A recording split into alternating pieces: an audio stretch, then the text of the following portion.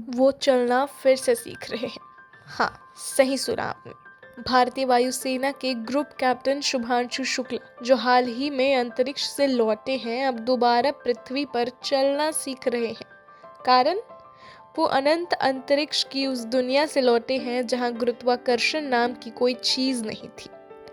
एक वीडियो में शुभांशु शुक्ला धीरे धीरे कदम रखते नजर आते हैं। दो लोग उन्हें सहारा दे रहे हैं।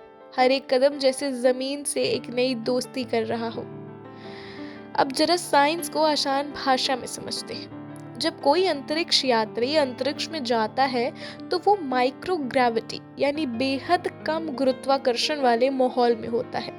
वहाँ शरीर पर भार नहीं पड़ता, हड्डियां और मांसपेशियां कमजोर होने लगती हैं, दिल की धड़कन और शरीर का संतुलन बदल जाता है।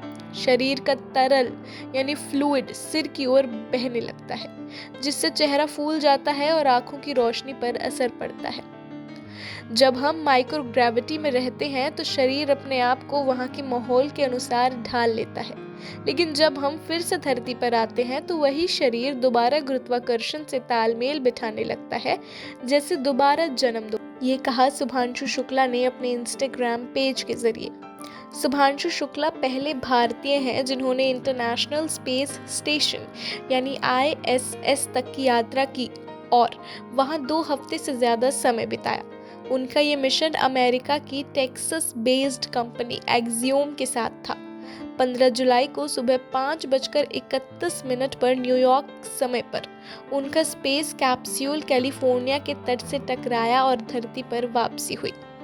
और वो और उनके 3 साथी 23 जुलाई तक क्वारंटीन में रहेंगे, ताकि डॉक्टर्स उनके शरीर को जांच सके और उनकी रिकवरी सुनिश्चित कर सके। अंतरिक्ष में जाना सिर्फ एक मिशन नहीं, एक अनुभव है जो शरीर ही नहीं, आत्मा को भी बदल देता है।